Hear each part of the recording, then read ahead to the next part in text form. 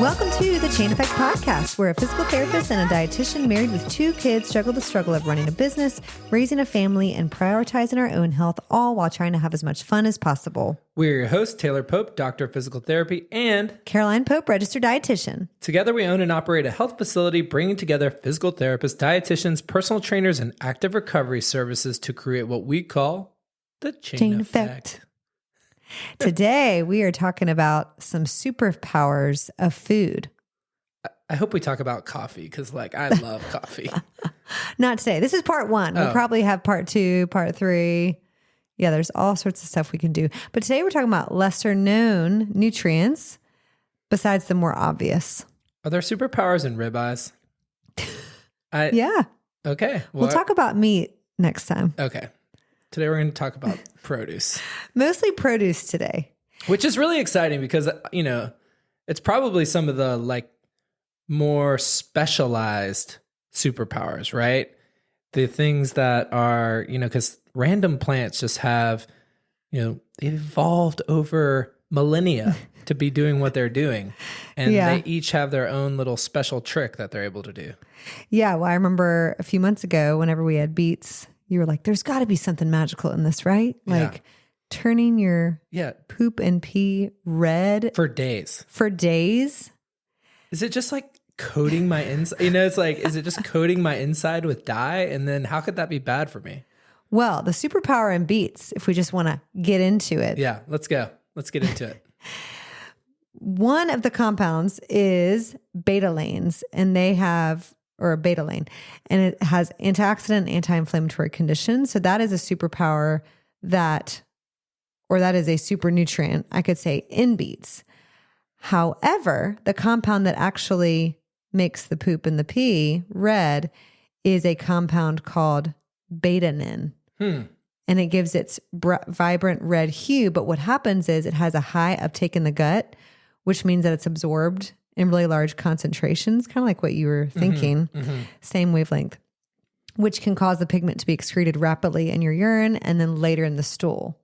So it's a phenomenon called beeturia. Beeturia. So now we can refer it to beeturia. Beeturia. Beeturia. Now, I also read only a small percentage of the population this actually occurs. Oh, well. But every time with us. I think we've told this story before, but a lot. It's still so funny though, but I got Bennett when he was 3 years old to eat a beet just so he could be in the Purple Poop Club. Mm-hmm. And I still remember to this day, the look on his face when he put that in his mouth and he was dry heaving in his mouth, but he swallowed it. He swallowed that thing. Because he will do it. Yeah, he'll do it. He's a determined boy. Yeah. I do feel like there needs to be a warning label on beets that's warning. This could make your stool bright red and you might think you have bloody stools. Because a lot of people get concerned. Right. And there's a vitamin that will also turn stuff red. What is that? It's I don't know about the vitamin. Yeah, different vitamins and multivitamins can. I know some of the B vitamins can turn, that's what makes the urine bright yellow or orange sometimes. It could be one of the B vitamins. I'm not sure about red, but yeah. Carotene, beta carotene. Oh yeah. Beta carotenoid. carotene, right? Yeah. Yeah, it could have been. So in college, I don't want to get us too off track, but in college, some of my friends played a prank on me. Oh gosh. And they made these cookies and they were like, hey, eat these cookies. And then late the next day, they were like, did you hear about so-and-so?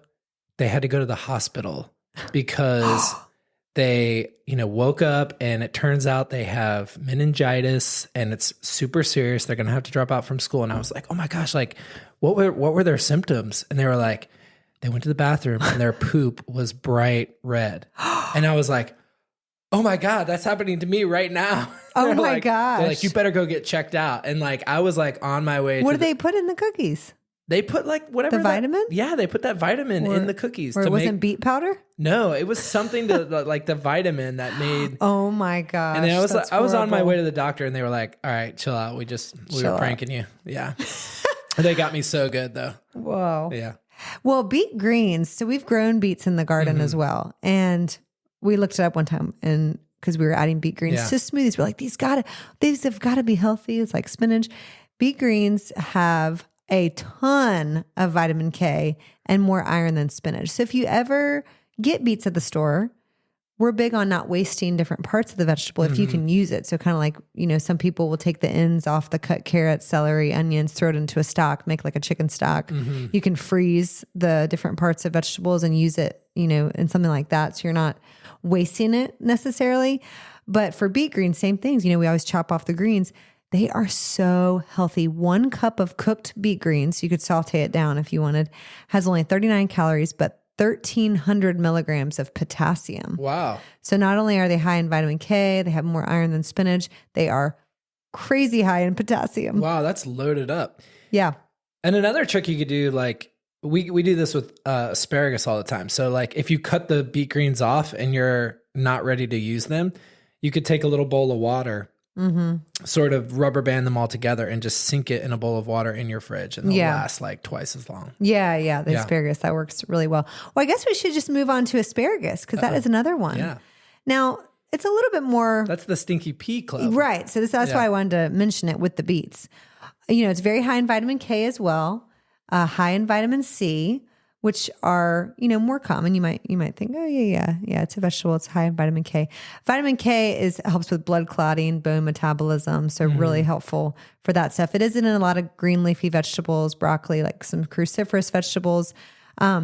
So asparagus is a great food to have, but the main culprit in the stinky pea is something called asparagusic acid. I don't even know how to say this. Asparagusic acid, which is only in asparagus, hence the name. And when it's digested, that acid gets broken down into sulfur-containing byproducts. So sulfur, because the smell is not very pleasant in general. So the sulfur byproducts evaporate almost immediately, causing you to smell that unpleasant scent. Is it weird? I like the smell. It smells Sulfur. It smells healthy. It smells healthy to me. It's like I have some healthy like vegetable pea right now. Kind of like Brussels sprout. For some people, Brussels sprouts give off a similar smell. Not me. Onions and garlic have been linked to odd smelling pea, and some people too. So asparagus isn't the only thing, but I feel like it is the most specific smell. It's like 10 minutes after you eat it. Yeah, it's like how could this happen so quickly? It can show up right away, and then it can last for several hours. But for some people, the smell could last up to 14 hours. One study said. So that's kind of a cool thing about asparagus. But in general, asparagus is super healthy. It's a cruciferous vegetable. It's high in vitamin K, vitamin C, good for our immune system. So that's another one to throw into your diet. And, anything. I love it in eggs. I was going to say some people don't really know what to do with it, but I love it in like a scramble, in a frittata, chop it up. Throw a little goat cheese in there with a little asparagus. Have it for brunch on the side. You can grill it. You can saute it. You can roast it. Lots of different things. Let's move on. Well, I want to say, is it just the weirder the vegetable looks, like the more healthy it is for you? Because it seems like these vegetables have something in common, like asparagus, broccoli. Like they look strange and they're super healthy. Yeah. Cruciferous. Oh, broccoli. Let's go on to broccoli because that's another cruciferous vegetable. And it does have something cool in it that's called, speaking of sulfur, that's called sulforaphane. Sulforaphane. It's a naturally occurring compound that actually can enhance muscle growth and overall health. But it can also reduce exercise-induced muscle damage. So it can help with recovery, reduce inflammation. So not only is it good for muscle growth, it can be helpful for muscle recovery after exercise. So for those trying to gain strength, gain muscle, lose body fat, overall improve your health and eat more of an anti-inflammatory way, broccoli and other cruciferous vegetables are key for that. And it's also a carb that has zero glycemic effect on you. Yeah. Right? It does not raise your blood sugar at all. Probably due to the fiber, a lot, but if you had enough maybe, but lots of fiber, any of these non-starchy vegetables, and everything we're talking about today is going to have some good fiber in it. So produce in general, it's nature's, presence for us. It's like, that's why we need to eat more of a whole food diet because all these things we're talking about is stuff from nature, plants, seeds, things like that. let's talk about pineapple, because we were somewhere the other day yeah. and someone was talking about the enzyme that's in pineapple. And I said, oh yeah, bromelain. It's very good for your digestive health. It's a digestive enzyme. Weirdly, he just threw it out too. Yeah, he knew that Just fact. like one of my friends just has these random facts rolling around his head. He's like, "Oh yeah, bromelain." Yeah. So bromelain is actually a group of enzymes that break down proteins. So they're called like proteases or proteolytic enzymes, which means you're breaking down proteins into smaller amino acids or smaller compounds. So that can help with digestion in general. That can help with nutrient absorption. For some people, they take the supplement in a supplement form, like a pill every day if they have a lot of digestive issues. It's one thing that can be recommended. It can help with bloating or discomfort after high protein meals. Because, if you eat a lot of protein, it can make you kind of bloated. I wonder if trying that, I'm going to have to try that with like my protein shakes. Because, you do like a high protein shake and you just feel, Maybe you add some frozen pineapple in there at the same time. Interesting. If you did a fruity shake. Yeah. I don't know, something to try. So the enzymes are found in the stem and fruit of the pineapple plant. So that's just a really cool fun fact because it can help with digestion. So not something you need to have every single day, but just to have in your back pocket if you're feeling bloated or you're having some high protein meals. Maybe it's summer and pineapple's really good. Maybe you add some in. You know what's weird is you go to those like Brazilian steakhouses and those are just like pure meat, right? You're just getting meat and meat and meat. And they're just, you have the little card and you turn it green when you want the person. I don't know because I would never go to that, but I used to work at one of them. Not only would I go there, I would work at one, and we just, I had so much meat during the, whatever 6 months I worked there, and so they would always serve grilled pineapple with cinnamon. So I wonder. And I was going to say some restaurants will give you a little pineapple shot at the end of meals. We've been to places like in different countries and stuff where they'll give you like a little post-meal shot, and that's to help with digestion. So that makes sense. And another restaurant I worked at had the pineapple martini that they always tried to start people off with. And they would say that it would help with like stimulating your appetite. So I wonder if sugar they were on all the sugar and alcohol would. You don't think it was the bromelain? I don't know about that. But pineapple was traditionally used for medicinal purposes in South and Central America. So like, that's why all these cultures know before we do, like what these, all these indigenous people knew what these plants did. They're very medicinal. So that's why having more of them in our life is always better. So yeah. Well, on the topic of, since a lot of these things we're talking about have antioxidant properties and anti-inflammatory properties, just wanted to break down what an antioxidant actually does. So antioxidants act by donating electrons to free radicals, preventing them from causing further damage. So if you have a lot of free radicals in your body, that's not good. That's what can lead to more cancer growth, cancer cells. So they help reduce oxidative stress. So they basically protect against cellular damage and then therefore prevent the risk or lower the risk of chronic disease and cancers. So when we talk about antioxidants, that's what it is. And then anti-inflammation is lowering, the cytokines in your body and the inflammatory markers, which we know can cause a lot of disease as well. So, get rid of those free radicals just roaming around. Yeah, but more plants can really help that, especially the ones, we talk about with on Mediterranean type diets, anti-inflammatory diets. So let's talk about tomatoes. Speaking of that, what's in tomatoes? Have you heard? It's in other things too, but is it like leptopine? Or... Leptin? No, that's a hormone. No, lycopene. Yeah, similar. I was close. You were close.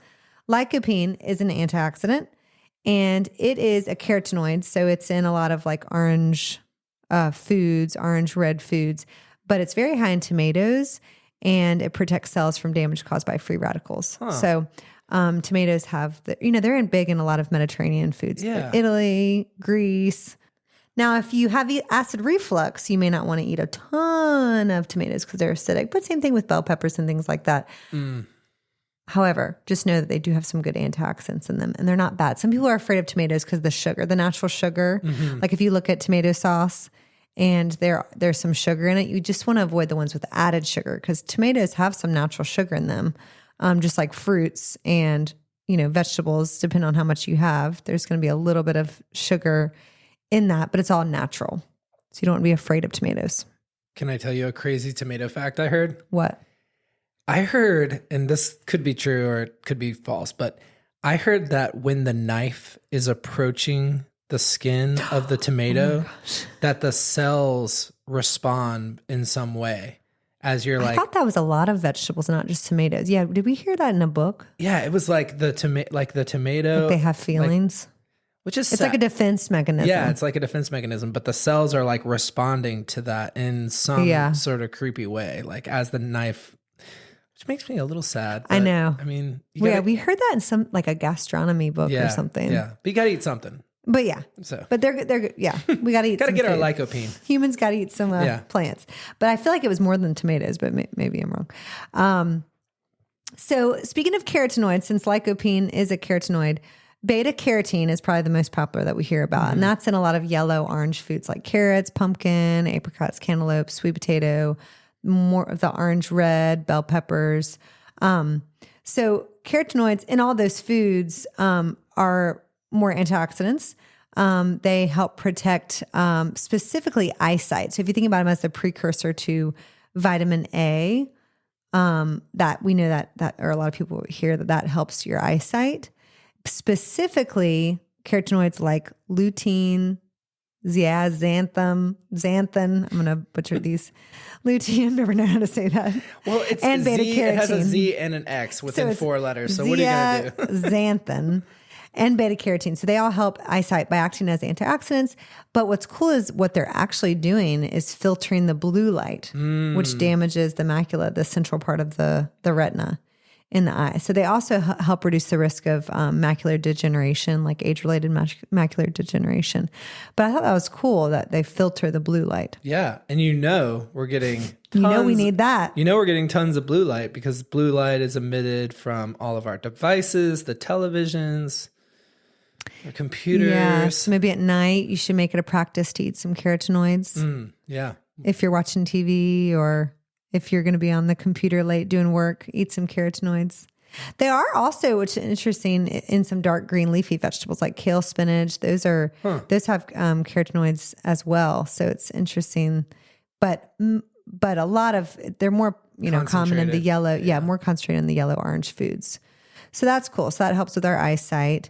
And then another superpower of food, speaking of sleep or how blue light affects sleep, is foods that have melatonin naturally in them, which is the hormone that helps our quality and duration of sleep, helps us get sleepy, helps us go to sleep.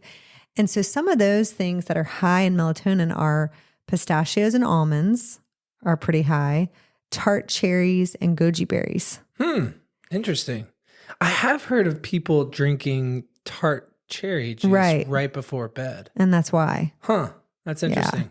So it can help with sleep, helps with recovery as well, like lowering, those free radicals. Yeah. Well, antioxidants. But it helps with like relaxing the body. Kind of like if you were to take like magnesium or eat a magnesium rich food, that can also help with sleep or just relax the body, help with muscle recovery. But tart cherries, goji berries, pistachios, and almonds are particularly high in melatonin.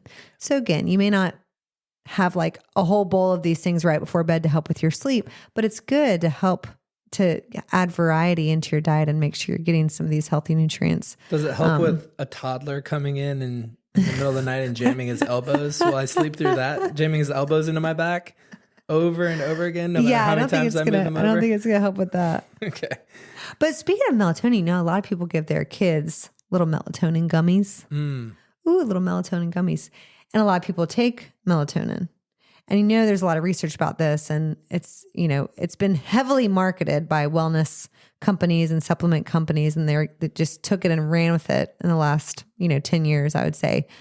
But melatonin, since it's a natural hormone, you could disrupt your own cycle if you start taking and supplementing a lot. I always worry about that, like with any of the hormones, where you're like messing with it a little bit. Does your body just stop making it by itself? Like there's mixed research, and I don't know what the most up-to-date research is, but my opinion is, really stay on the conservative side of taking supplements. Anything that's going to be, could be disrupting your own hormone cycles or what your body is making itself. If you can help it, really try to avoid that. In kids as well, there's a lot of research that comes out, it's totally safe. It's non-addictive. It's, this and that. But it hasn't been around long enough, I feel like, to know, okay, what is that doing to the children when they're older? Like, can they go to sleep on their own ever? Or is it disrupting how much melatonin their body's producing? I'm not sure there's longitudinal studies that actually show if this is disrupting kids' sleep if they've been giving melatonin gummies. And one of the other things to consider too is that, whenever we get something from whole foods, the dosage is going to be much less. Like the melatonin you're actually getting from the whole foods is probably going to be much less compared to something where they want you to see a result, right? Yeah. So they're gonna jam that thing full of melatonin so that you're getting a result. And then things are also marketed like maximum strength. Well, maybe you don't need maximum strength. Maybe you need just a little bit. And so we're sort of, indoctrinated to try and like get the most bang for our buck with all these supplements. But really, we may need such a lower dosage than, what's being marketed to us. I think in certain scenarios, like use it, I would always err on the side of use it in certain scenarios, right? Like a overnight airplane or trip to Europe if you want to give it to your child to help them sleep.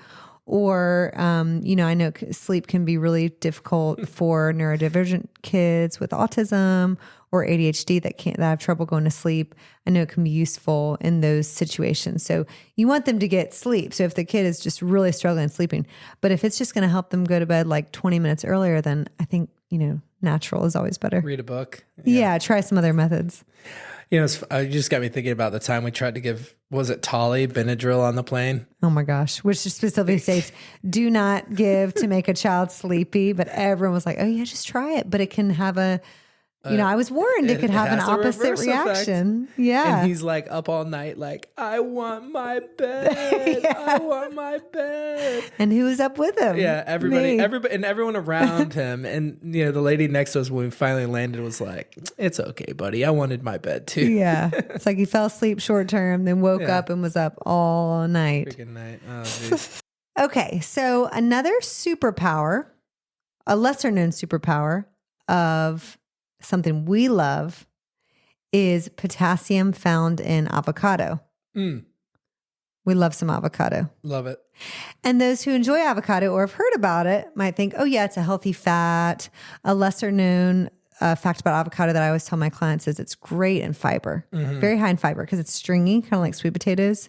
All those strings I've heard that fiber. It has like the same amount of fiber as like 4 pieces of wheat bread or something like that. Like it's an insane amount of fiber. Yeah, it's a great source of fiber. It's such an interesting fruit, technically, because it's like, oh yeah, we know it's like a plant, but it's high in fat, high in fiber as well. It's a fruit, but technically, I guess we call it like a vegetable. Which you don't really get that much, right? Where things have a little bit of carb and a lot of fat. Yeah, it's a very like good balance. I mean, higher on the fat for sure, but it's got carbs, fiber, fat.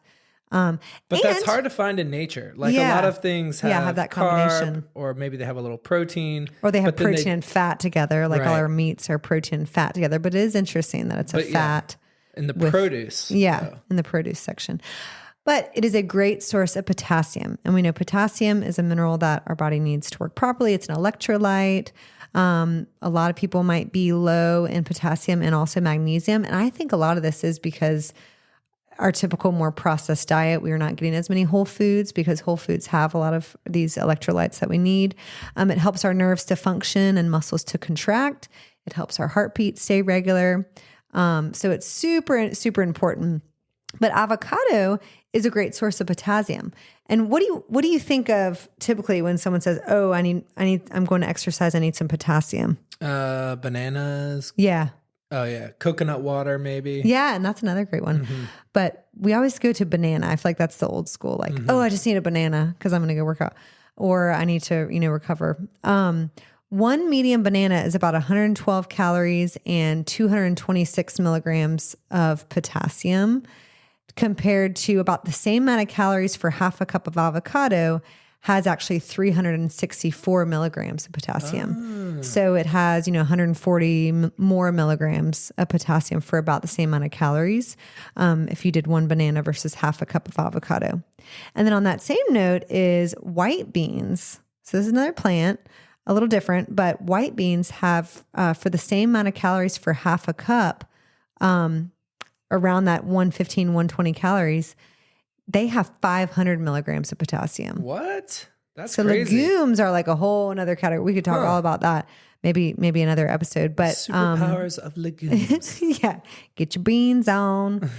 But yeah, so white beans are very high in potassium, but avocado is a great source of potassium. So adding that into your diet, it's another great win for the avocado. That's crazy, that white beans, because you look at those white beans and you're like, they're probably, they can't be that good for you. Our poor neutral tan white foods. That's why, I'm always telling people when we were talking about the color wheel of produce, it's like garlic, onions, great things in them, just because they're tan and boring and you feel like they're not as concentrated in nutrients, but great anti-inflammatory properties.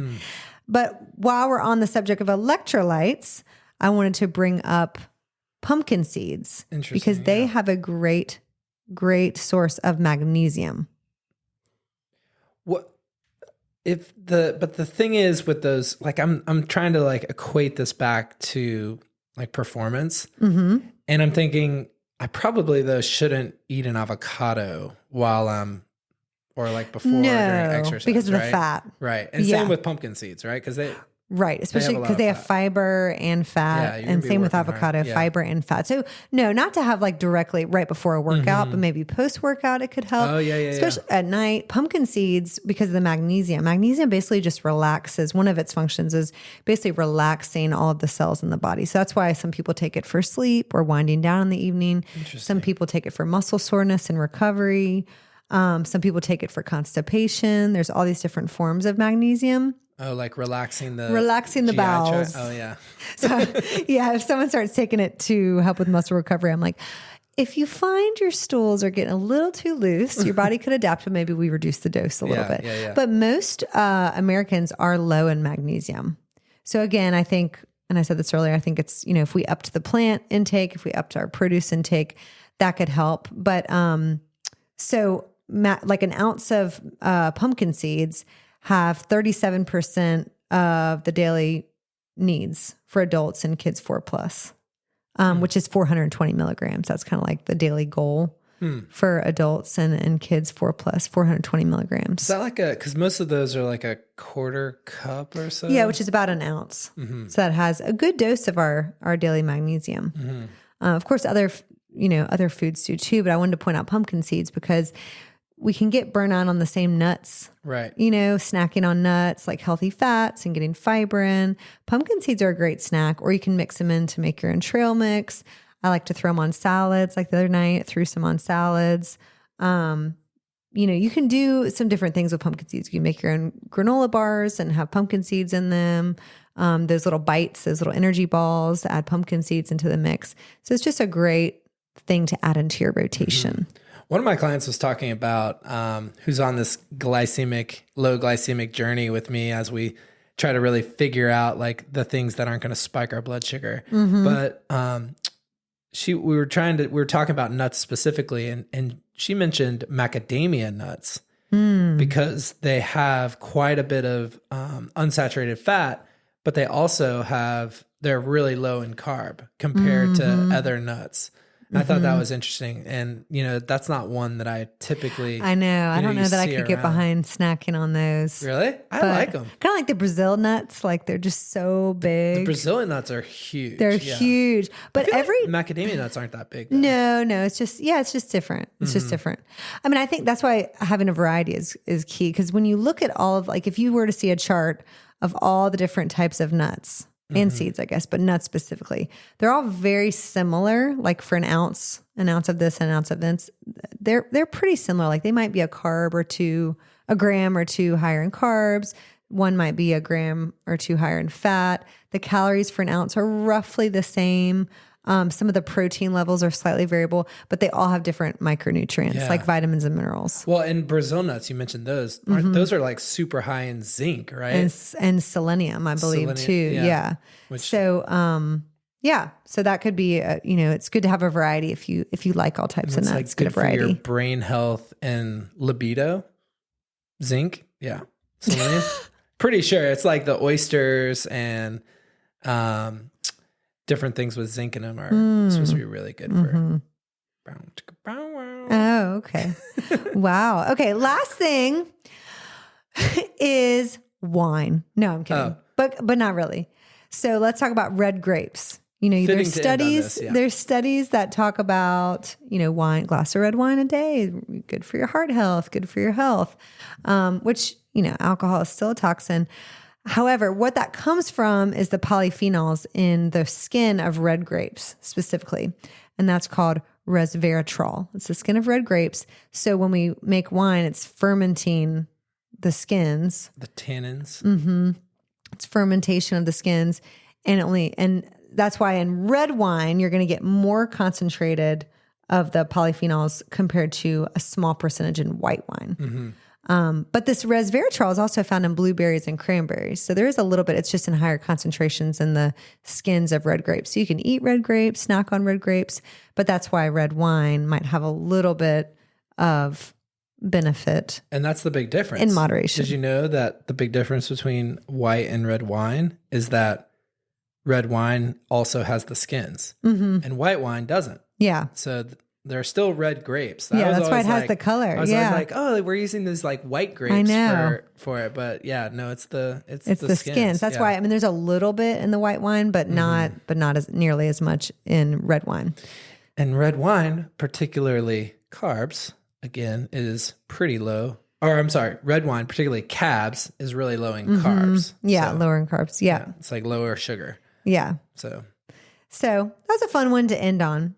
But I hope you enjoyed learning about some lesser known nutrients in especially produce this time and the superpowers of plants. The superflowers of pants. The superflowers of pants.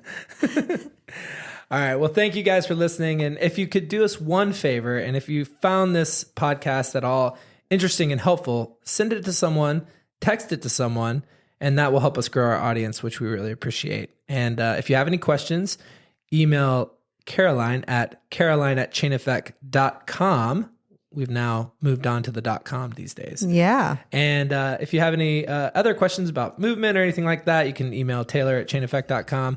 And we'll catch you next time. All right. See you later.